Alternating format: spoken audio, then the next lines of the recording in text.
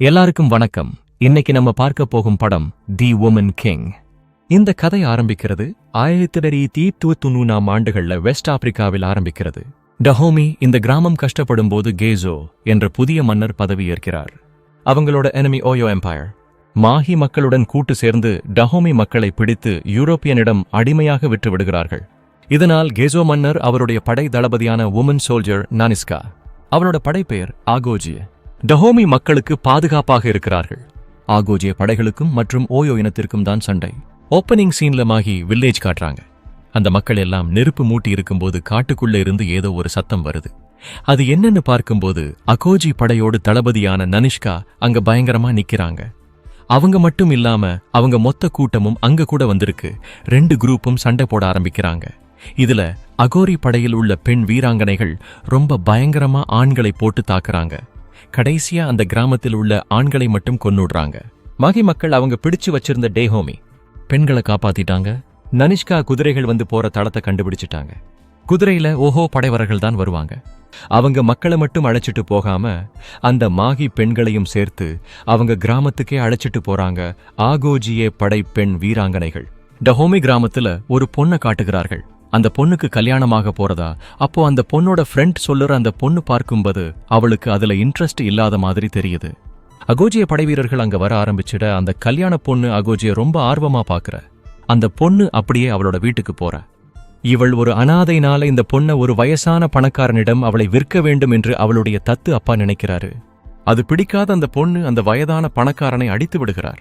கோபமான அந்த தத்து அப்பன் அந்த பொண்ணை கூட்டிக் கொண்டு வந்து அரசரிடம் தத்து கொடுத்து விடுகிறார். அந்த பொண்ணு ஆகோஜிய பயிற்சி செய்வது ரொம்ப வியப்பாக பார்க்கிறார். ஓஹோ, படை வீரர்கள் மாகி மக்கள் இறந்த இடத்திற்கு வராங்க. மாகி மக்கள் இறந்ததற்காக பழிவாங்க வேண்டும் என்று நினைக்கிறார்கள். கேசோ இந்த புதிய மண்ணு ரொம்ப தைரியமாக பேசுகிறார். இனிமேல் எப்போதும் கப்பம் கெட்ட வேண்டாம் என்று நினைக்கிறார். இருந்தாலும் ஓஹோ எம்பயருக்கு இந்த ஒரு தடவை மட்டும் அவங்களுக்கு கப்பம் கட்டுவோம் என்று உறுதியளிக்கிறார். புதிதான கிராமத்தில் இருந்து அழைக்கப்பட்டு வந்த பெண்களிடம் படைத்தளபதி பேசுகிறார். உங்களுக்கு விருப்பம் இருந்தால் ஆகோஜி படையில் வந்து சேர்ந்து விடுங்கள். இந்த ஆகோஜி படையில் பெண்கள் மட்டும் இருப்பார்கள். கிங் மற்றும் டஹோமி மக்களுக்காக போராட வேண்டும். இங்கே ஆகோஜிய எல்லா உரிமையும் அளிக்கப்பட்டுள்ளது. கடைசி வரை சண்டை போட வேண்டும், இல்லை சாக வேண்டும். இந்த பெண்களுக்கு கல்யாணம் கிடையாது. விருப்பம் இருந்தால் வாருங்கள், இல்லையென்றால் நீங்கள் திரும்பி போய்விடலாம் என்று நானிஸ்கா பேச்சை முடிக்கிறார். மறுநாள் அகோஜிய படை வீரராக வேண்டும் நினைப்பவர்களுக்கு மட்டும் பயிற்சி தொடங்குகிறது. இந்த பயிற்சியின் போது அனைவருக்கும் கையில் கயிறு கொடுக்கப்படுகிறது. அதை ஒரு ஆயுதமாக நீங்க எப்படி பயன்படுத்த வேண்டும் என்று கற்றுக்கொள்வீர்கள். அந்த அனாதை பொண்ணு கயிறு எப்படி ஆயுதமாக செயல்படும் என்று கேட்க நனிஸ்கா தனது ஆயுதத்தை அந்த பெண்ணிடம் கொடுக்கிறார். அந்த ஆயுதத்தை கூட அந்த பொன்னால் சரியாக தூக்கி பிடிக்க முடியவில்லை. அதை வைத்து அந்த பெண் பொம்மையின் தலையை கூட வெட்ட முடியவில்லை. பட் நனிஸ்கா அதை சுலபமாக பண்ணுகிறார். அந்த அனாதை பெண்ணுக்கு நீ முட்டாளாக இருக்காமல் ஒரு புத்திசாலியாக செயல்பட வேண்டும் என்று ஆகோஜிய படையில் ஒரு பெண் அவளுக்கு புத்திமதி சொல்கிறார். அடுத்த கட்ட பயிற்சியாக ஓட்ட பயிற்சி நடத்தப்படுகிறது. அதற்கு அப்புறம் சண்டை போடவும் வாள்வீச்சு பயிற்சியும் அளிக்கப்படுகிறது. அது மட்டுமின்றி துப்பாக்கி சூடும் பயிற்சி அளிக்கப்படுகிறது.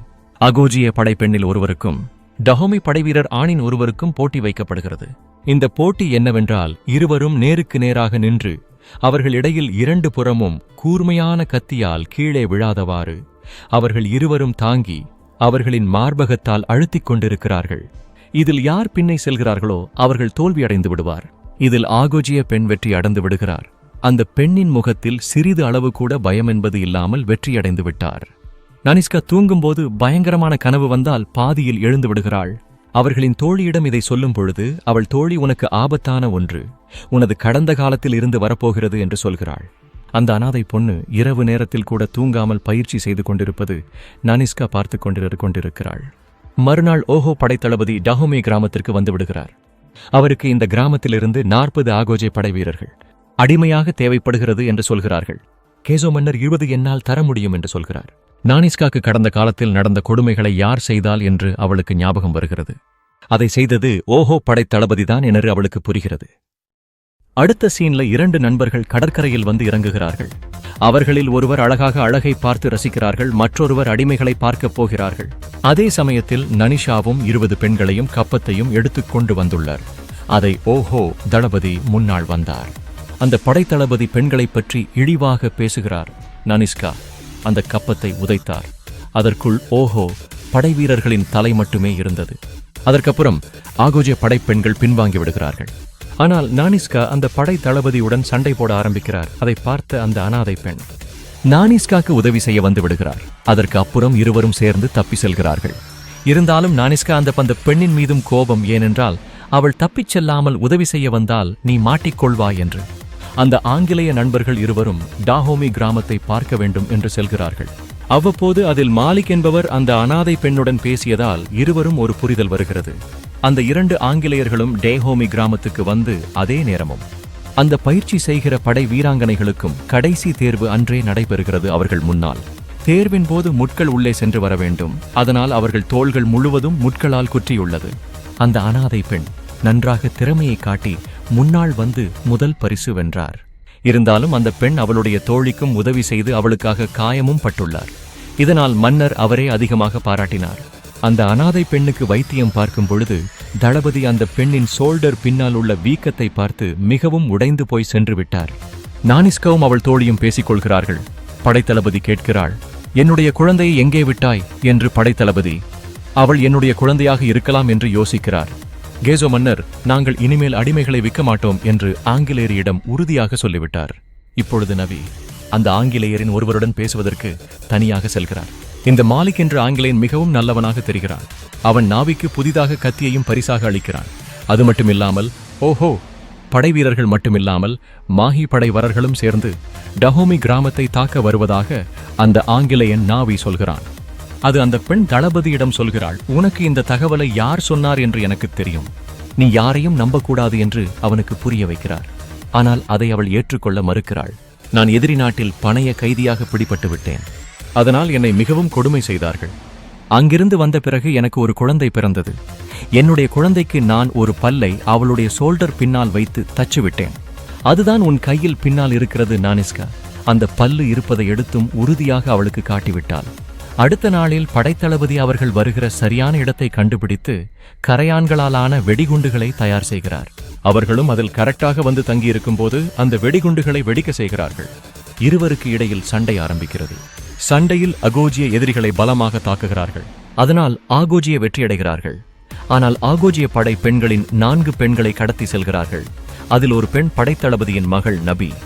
4 பெண்களும் செல்லும்போது அதில் ஒரு பெண் மட்டும் வண்டியுடன் சேர்த்து கட்டாமல் இருப்பதால் அந்த பெண்ணும் மட்டுமே தப்பித்தார்.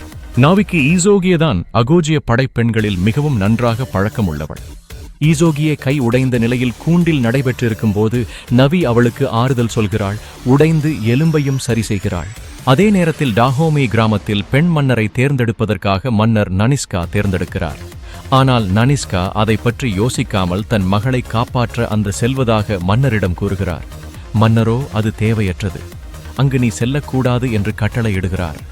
அடிமை வியாபாரிகள் முதலில் ஆகோஜிய படைப்பெண்களை விற்க ஆரம்பிக்கிறார்கள். விற்கப்படும் போது ஒருவர் அவர்களின் கவனத்தை திசை திருப்பிவிட்டு தப்பிக்க முயற்சி செய்கிறார்கள். அப்பொழுது அங்கு மாலிக் வந்து விடுகிறார். அவர்களிடம் சண்டை நடக்கிறது. அதனால் அவர்கள் பின்னாடி இருக்கும் காவலாளியை அடித்துவிட்டு தப்பிக்க முயற்சிக்கிறார்கள். ஈசோகி மீது துப்பாக்கியால் சுற்றி விடுகிறார்கள். அப்பொழுது மாலிக் நபியை விலக்கி வாங்கி காப்பாற்றுகிறார். அதே சமயத்தில் நானிஸ்கா கிராமத்திலிருந்து தன் மகளை காப்பாற்ற வருகிறார். முதலில் அவள் மட்டும் வந்தால் அவளின் பின்னால் அவர்களின் படையும் வந்து விடுகிறது. இந்த செய்தி சற்றும் நேரம் கழித்து மன்னருக்கு தெரிகிறது. அதனால் மன்னரின் மனைவியான ஒருவள் இந்த கிராமத்தின் ராணியாக மாற திட்டமிடுகிறார். அகோஜிய படை பெண் வீரர்கள் போர்ட் ஆஃப் உய்டாக்கு வந்து கூண்டில் உள்ள அனைவரையும் விடுவிக்கிறார்கள். ஓஹோ படை வீரர்களும் சண்டையே ஆரம்பித்து விடுகிறார்கள். நபிக்கு அவளை காப்பாற்ற அவளுடைய படைகள் வந்துவிட்டது என்று தெரிகிறது.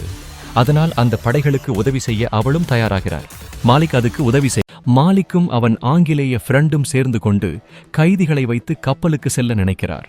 அப்போது மாலிக் அவன் நண்பனின் கையில் இருந்த சாவியை பிடுங்கி கைதிகளின் கையில் கொடுத்து அவர்களுக்கு உதவி செய்கிறார். மாலிக் அந்த கைதிகள் மாலிக்கின் ஆங்கிலேய ஃப்ரெண்டை கொன்று விடுகிறார்கள். அங்கு 2 குழுவினரும் சண்டை போடும்போது ஆகோஜிய தளபதியும் ஓஹோ தளபதியும் நேருக்கு நேராக மோதுகிறார்கள். நனிஸ்கா கடுமையாக சண்டை போட்டு அவனை கொன்று விடுகிறார். அவள் முன்னால் ஒரு ஆங்கிலேயன் துப்பாக்கியால் சுட வரும் பொழுது அந்த ஆங்கிலேயன் பின்னாடி இருந்து நபி அவனை சுற்றி விடுகிறாள். மறுபடியும் 2 பேர் சண்டைக்கு வரும் பொழுது நபி அவர்கள் இருவரையும் அருமையாக அடித்து சாய்கிறாள். அகோஜிய படைப்பெண்கள் கிராமத்திற்கு திரும்பும் பொழுது மாலிக்குக்கு நபி நன்றி சொல்லும் வதமாக பார்க்கிறாள். அவர்கள் அனைவரும் கிராமத்தில் சென்றவுடன் நானிஸ்கா தனது பதவியே அரசரின் கட்டளையை நிறைவேற்றாமல் போனதால் ராஜினாமா செய்கிறாள். அதற்கு மன்னர் அவளுக்கு பதவியை மட்டுமில்லாமல் ஓஹோ படையை தோற்கடித்து வந்ததால் டெஹோமி கிராமத்தின் பெண் ராணியாக மாற்றுகிறார். ஈசோகிய படைத்தோழிகள் அவளுக்கு அஞ்சலி செலுத்துகிறார்கள். இத்துடன் படம் நிறைவடைந்து விட்டது. படம் எப்படி இருந்துச்சுன்னு நீங்க கமெண்ட் பண்ணுங்க.